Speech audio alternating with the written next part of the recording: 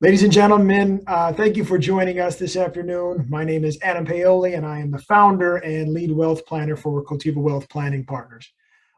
Marilyn Smarin is a friend and a strategic partner with Spectrum Insurance Group. And she's helped many of our clients by educating them and helping them acquire both individual health insurance as well as Medicare supplements. But let's talk about cost. When we develop plans with our clients, we spend a lot of time with our clients that are leading into retirement. And very often our planning software will build out what we call what if scenarios that says, what if I retire at 62? What if I retire at 64? And I think it's eye-opening for a lot of folks to see what the actual cost of health insurance is out of pocket, especially if they say they want to retire at 62 and self-fund that until 65. So that's certainly a very important conversation to have. But for today, we're going to focus on what does the cost look like when you actually get into Medicare eligibility. So would you mind talking us through, we'll kind of break down each different part, but talk us through the cost of each one of the segments of Medicare? Well, let's assume that you've been working, it's actually considered 40 quarters or the equivalent of 10 years, then Medicare A is going to be free to you. If you haven't worked and you're going to be asking for Medicare coverage, the premium per month could be anywhere from, I think it's $297 to $497 a month for Medicare A. Medicare B is currently $148.50 per month for the average person. If your income is in excess of, now I think it's 88.5 this year, there could be an additional fee, and that's assessed at the time of your application. The monthly premium of $148.50 today may be $158.50 next year. Mm-hmm. They haven't published it, but that's what I'm hearing. That's generally increasing each year. It increases each year. Last year by $3. I mean, it depends on the number of people in the plan. So each year, as we're all enrolling, this is what's happening, is causing an increase in the premium. Yeah. There is a $203 deductible for Part B and a $1,484 deductible for Part A. Those are annual. And can you speak a little bit more about, we have a lot of clients that kind of get caught off guard, that they believe the premium they read online that, it's going to be $148 a month, and then, the increase in income surprises them. Can you talk a little bit more about, how long that takes to kind of cycle off until they get back to the baseline premium?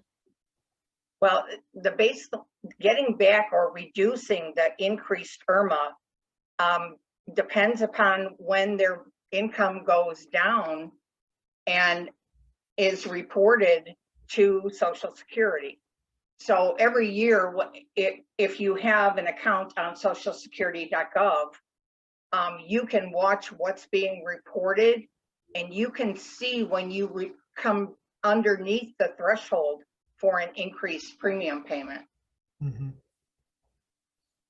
But it could be years.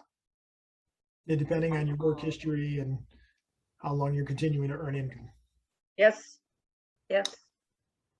All right, let's talk about Part D coverage.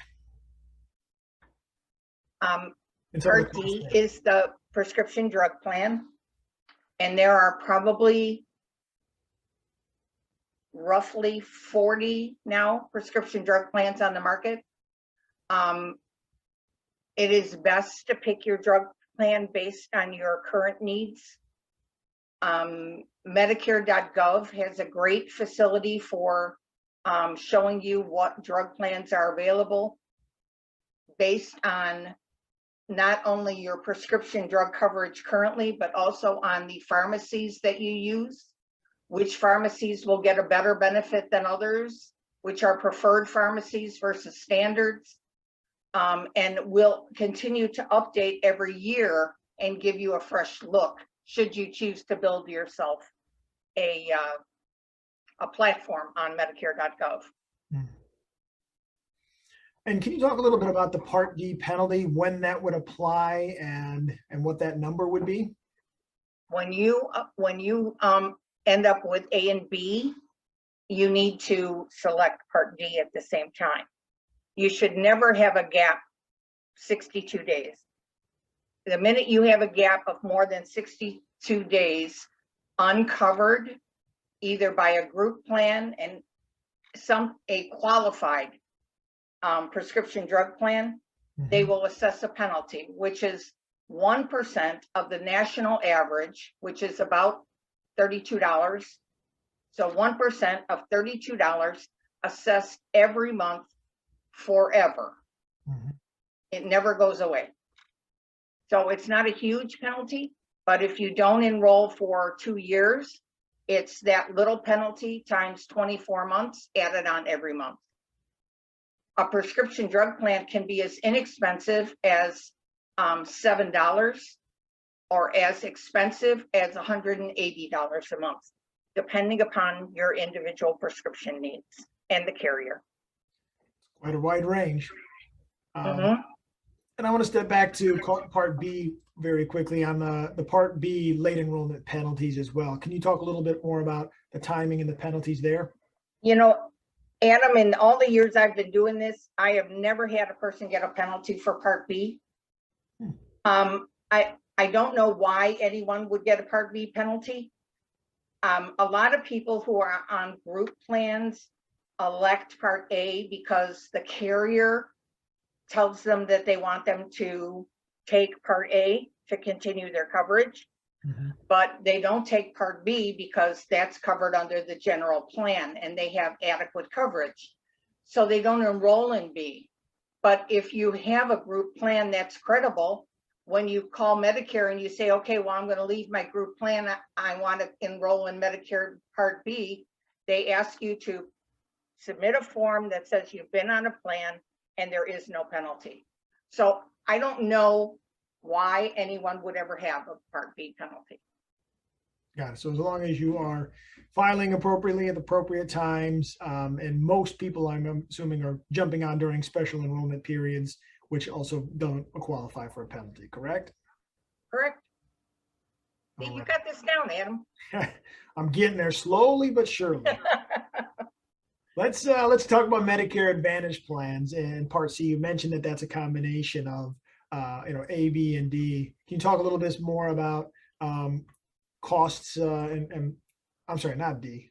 We did D. I'm sorry, Medicare C, which is a combination of A, B, and D. Talk a little bit about premiums and deductibles there. Medicare Advantage plans have come a long way in the past. I think the most changes have been in the last 5 years. You can get, as advertised on TV every 20 minutes, a Medicare Advantage plan that's 0 premium and has medical, dental, vision, over-the-counter allocations, a little bit of everything. And it might be 0 premium. It could be an HMO, it could be a PPO, it could be a very restrictive network. You won't know until you look at the ones that are available in your specific area. There are Advantage plans from Aetna, Humana, Blue Cross, United Healthcare through AARP. Just about everybody offers one now. It's what your specific needs are, but they can be a really good fit. There's a lot of people that have opted for them in the last year. Some of them that were DuPage Medical Center people, that what is now Dooley Health, took a sample of 35 of their physicians and switched them to only accept Medicare Advantage people. So a lot of those clients switched to a Medicare Advantage plan, and I have heard no complaints. Now they picked higher rated ones. They picked PPO plans with a premium of about $145 a month, but that includes medical, dental, their prescription drug plan, and some ancillary coverages as well. So as people are making that decision between a Medicare Advantage plan as opposed to buying A, B, and D, what do you generally recommend as far as how they should start narrowing that down and which path they should go down?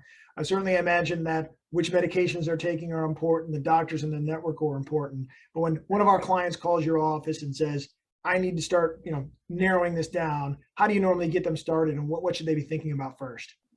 I like to do quotes for both, sending them both after they kind of give me a snapshot of where they're going. A lot of people who take Medicare Advantage plans don't want to pay that Medicare supplement increasing premium every year because those are age related. And so they shift to a Medicare Advantage plan that gives them more benefits with the same or lower premium. Mhm. So I like to show them both and let them see how the benefits fit them. Understood. All right, and then let's go into Medigap plans. So talk to us a little bit about Medigaps, what they cover, and their costs. Medicare supplement policies are policies that cover now, since you can't buy Plan F anymore. So Plan G covers everything but your Part B deductible, which is $203. It pays the balance on all of your 20% balance fees from what Medicare pays. So you have no out of pocket, none. Mhm. But as an example, a person who's in their 70s and has the original Plan F, which covered everything, including the Part B deductible, would be paying somewhere in the $250 a month range. Okay. Plan G, person starting at 65 years old to 67 maybe, in the 145, 150 range, increasing every year in April. They almost all do April increases. They are not restricted by open enrollment, so you can kind of go in and out of them during the year, but you could be subject to underwriting. And generally speaking, who would you say, if you said either a category of people, either based on age or good health, bad health, who would you say are the people that you're most inclined to say should be looking at Medicare supplements? I don't do good health, bad health, because what you have is good health today could be bad health tomorrow. Sure. I choose to look at it as, where do you wish to put your money? You can buy a Medicare Advantage plan, a really great one, $150 a month. You could save the difference, $150 to $250. You could save that $100, bank it for the copays that you might have or out-of-pocket expenses you might have on a Medicare Advantage plan. But if you're unsure about that and you're comfortable paying that $250 a month and knowing that you have 100% coverage, then that's the best plan for you. Yeah, sounds like simplicity is key there. That just says the cost ahead of time. You one-stop shop. You pay it, you're done, and you don't have to worry about everything else. Yeah. So, but again, some people are more comfortable with the Medicare Advantage. Either plan gives you great coverage. Just one has copays and lower premium, and one does not have copays and higher premium. Where do you want to put your money? Understood. Well, we always like putting our money to work, so that's our preference. But like you said, that's an individual planning discussion for each one of our clients. Exactly. Hope you all stay well, make healthy decisions, and we look forward to seeing you soon. Thanks so much.